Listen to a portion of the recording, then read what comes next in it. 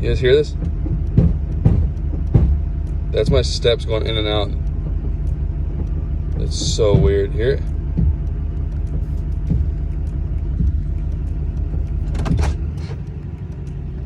All right, it's stopped now.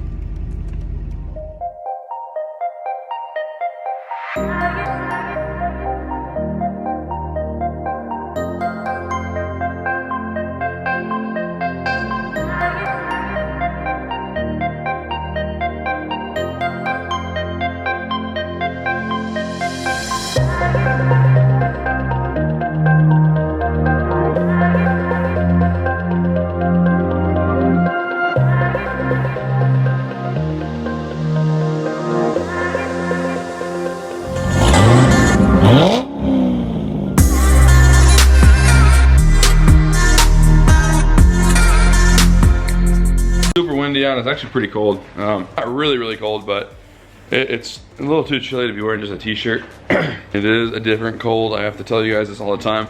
I have a lot of northerners that subscribe to the channel and tell me I'm weak because it's not cold compared to what they had to go through.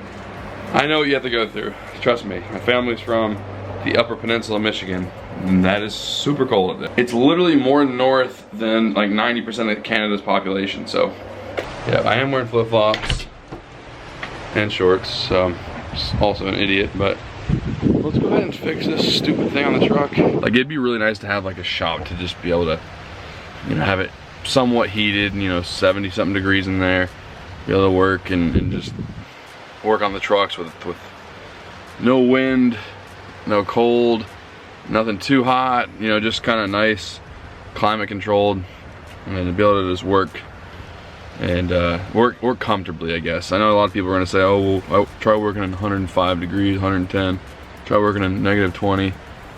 Chill, relax. I'm not trying to compare this to that, but I'm just saying it'd be nice to have that. So I know people like to compare how their current jobs are to stuff I'm complaining about. Just chill, guys. I'm not saying your jobs are simple or people don't work in the cold or extreme heat. Not saying that. I'm just saying a shop is nice. Who doesn't agree with that? Go ahead and get this panel off. As you guys know, it's pretty easy. Maybe you guys don't know, but it's pretty easy. Pull this off. Pull this piece off, which is pretty easy. Pull that off. Put it right there. This has to come off. There's a little screw in there. You don't have to screw anything there. So screw behind here. That little piece pulls out. There's a screw right here, and then a screw right there. So it's pretty easy. Let me go ahead and pull this panel off. All right, guys, we got the panel out. A lot of this stuff's already out. This right here is the old door latch. And it's original to the truck, all the way up. But it's not. It's supposed to go all. See, it's supposed to spring back on its own. It's not doing that. So, oh God, is it windy? Jesus. Relax. Good Lord. I am not gonna be able to avoid it unless I hold this thing in here. So let me go ahead and put the new one in place. It's pretty easy, actually. I mean, if you have one that's not functioning properly, your truck's not gonna act normal. So I'm gonna go ahead and put this thing in, and hopefully this fixes it. I got the new switch panel. So here's the old one. And the funny thing was, I was going to take this thing out, and it was actually starting to act really weird. Where's that right mirror over there? The passenger mirror was like slowly moving, like tilting. I wasn't pressing anything. So this thing, I think, might have got water in it, or I'm not sure, but it's garbage now. If anyone wants this, you can, it's $100. I'm just kidding. No one wants this, but if you do want it, let me know, because I'm just throwing it away. No point. You don't want this, by the way. So yeah, let me go ahead and mount this thing up and make sure everything is lined up properly, make sure everything's locks the way it should, opens the way it should, and then we're gonna give the new switch panel, the new master switch here, a shot and see how it works. Here's the new one. Identical to the old one, literally identical. All right, let me go ahead and put this in, and I'll see you guys here in a second. All right, guys, so after off-roading quite a bit, it gets really dirty behind this door panel. Sand gets up in here. What I did, and all the grease that was on these little plastic tabs where your locking mechanism slides through, I just put a little bit of grease on it. It was completely dry and had some sand in it and stuff. It was like, but now it's wanted to be pretty free. You still want it to obviously pop out of there. So I did that. This thing is screwed down pretty tight. You can lock it like that, pull the handle. Oh, it was locked, okay. So, lock it.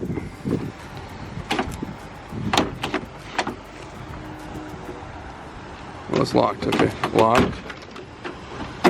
Unlocked.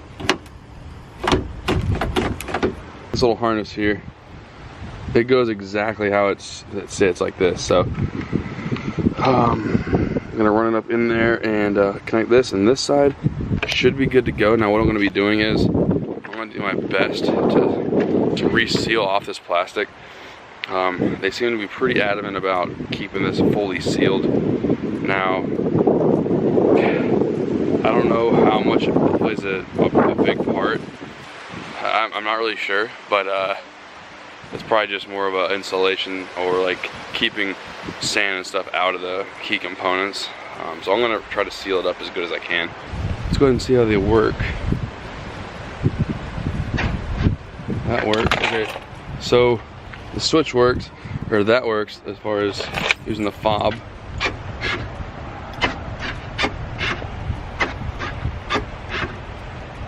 That works. We are hoping we don't have to deal with that in out, in out, in out, in out thing. I mean, I don't think it would. I don't think there's anything else that would tell it to do that other than a bad switch. So we are hoping. So let me go ahead and button this all back up, and then we'll get started on the other side. Same exact process. The other side, we're not taking out the other switch. We're just doing the latch. Now, that switch very well could be bad though too. So I don't know. Maybe we'll have to replace that. Now we're just gonna replace the latch and see what happens. All right guys, so it does not look pretty, but I use like the 3M like duct tape, like literally for like duct work, and it's like cold weather 3M. I had it laying around, so I'm gonna use it.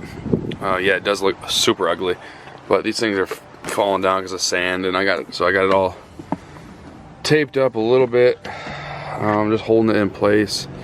It don't have to be perfect, of course, but it doesn't have to be perfectly sealed either, because there's holes from the factory everywhere. You just want it to where it doesn't fall down and stuff. So that's how I got it right now. This side should be done. The panel's set in place. Now we just got to put all the hardware back into it, and this side is done. Then on to the next side. Pretty easy actually. Took a little bit, but I've had the door panel off so many times that that's the easy part. All right, well, here is reason number 2 why I need to shop. It is starting to rain, and it'd be not very smart to do this in the rain, because the door panel would be off, the door speakers would be exposed in water, and electricity does not mix well usually. I mean, sometimes maybe it does, it doesn't. Alrighty, it stopped raining, but might start again, so we're gonna try to knock this out quick. All right, let's go ahead and get started. Same process as the other side, basically. This side's a little bit less complicated. More switch, not much to it. But yeah, same process. So I'm gonna go ahead and pull this off real quick, and we'll get started. I'm gonna run to my parents real quick, and I'm gonna grab my a big work light LED one. So let me go ahead and grab that. I'm gonna use my SP tool light also for getting up close, but I wanna grab the big work light. That way it lights this whole thing up. So let me go grab that, and I'll be right back. That's bright. I got one on only. All right, so let's go ahead and knock this thing out. Let's get this panel off real quick. All right guys, well, so far it's not fixed, like as far as like the jar thing.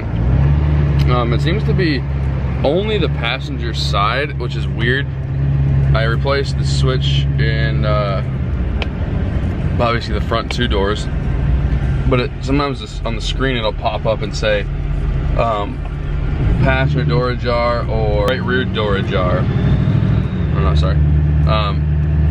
What I just did was I disconnected the BCM, kind of sprayed out all the connectors in there with a like electrical type cleaner, and replugged everything back in. And I was just leaving the house, and it did it once, but all it said was the passenger door jar, which that ain't a big deal. It just said it once, and it hasn't done it since. Even when it still didn't do it. Maybe the BCM has relearned itself, or after disconnecting it, maybe it just reset itself, kind of. I don't know. We're gonna get on it a little bit and just see if it does it.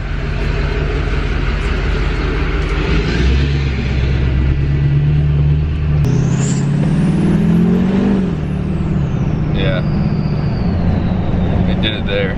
Watch.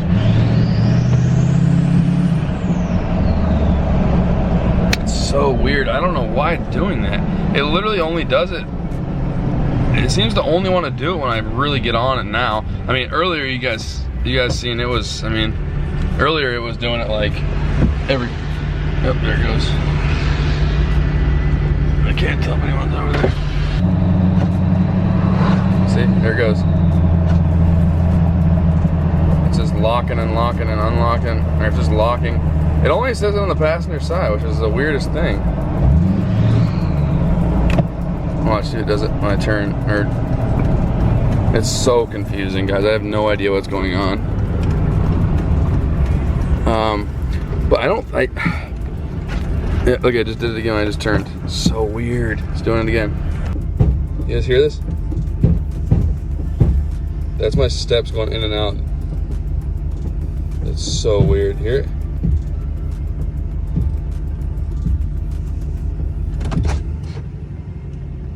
All right, it's stopped now. All right, guys, it is super, super windy right now. It is getting really chilly, but I think I found what's wrong. I'll show you real quick. Sorry for the wind noise. All right, here's the problem right here. That little bundle of wires. A couple wires fell out of there and were resting on the turbo. I don't know when that happened. It must have happened somewhere in the summer. And I'm pretty lucky you didn't have a fire, because that plastic was melted. I cut it all away, and I went for a ride, and it seems to be good so far. It seems to be holding up pretty nicely. We'll see. I'm going to be going to Augusta here shortly. Hopefully it holds up for then. I'll give you guys an update once I'm back. But yeah, there they are. I redid them all heat shrink butt connectors, put it back in the loom, and kind of zip tied them together so they shouldn't fall anymore. But that is the wiring that goes to the passenger side amp step. So that should be, oh. Go ahead and close this. All right, guys, so here is the wires that got burnt up. There's a few of them that didn't get burnt, like the wrist red one's fine. This one right here, this purple one, got burnt all the way through. You can see the copper there. This orange one got it really bad. These two are like melted together. And so I cut the bad sections out, and as you guys seen, I used new heat shrink butt connectors on there, zip tied them all up out of the way, and so far so good. But like I said, I will give you guys an update after the Augusta truck show, and let you know if everything functioned as it should. I think this is going to be the culprit though. I'll let you guys know after I'm back from Augusta. I'm hoping it holds up. Hopefully the truck performs good, and because that could be really annoying if it doesn't. That's a really annoying problem to have, so part of this video, of course. So I'll see you guys when I get back from Augusta and let you guys know if it was fixed and how the truck ran. Yeah, I will see you guys here in a second. Alrighty guys, we are actually back home from Augusta, Georgia. I want to fill you guys in on how the Duramax functioned on the round trip. As you guys know, I was having some wiring issues, door latch / door switch / amp step problem. I ended up finding the culprit. I want to confirm that. I'm confirming that right now. After 800-mile round trip, the truck performed flawlessly the whole time. After I rewired the amp steps, as you guys know, I already explained it. A couple wires fell out of the loom, were resting on the turbo, and they were causing like a short, and they're causing the whole truck to function really weird. And that ended up being the fix to that. The door latches are now working as they should. The door switch is working as it should.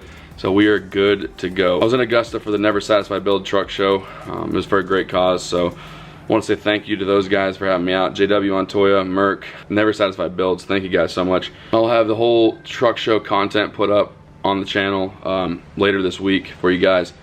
And so, yeah, that's a little update for you. Everything is functioning perfectly in the truck, so far at least. And if you guys ever have dealt with this before or are going through this right now, check them out. Maybe that happened to you guys, or it very well could be a door latch with you guys though. Thank you so much for watching. I hope it was helpful. Maybe it helped some of you guys already. I don't know. But we're all good to go on the Duramax. Plus, I'm gonna need this Duramax to be functioning properly because we're gonna be driving a decent distance to go get another vehicle for the channel here shortly. So, very excited. I will announce that in the next video, or at least give you guys some hints on what's going on. And yeah, this channel is looking up. It's looking up. We have some really exciting things planned, and so I'm very excited to show you guys. So thank you guys so much for watching, and I will see you guys next time.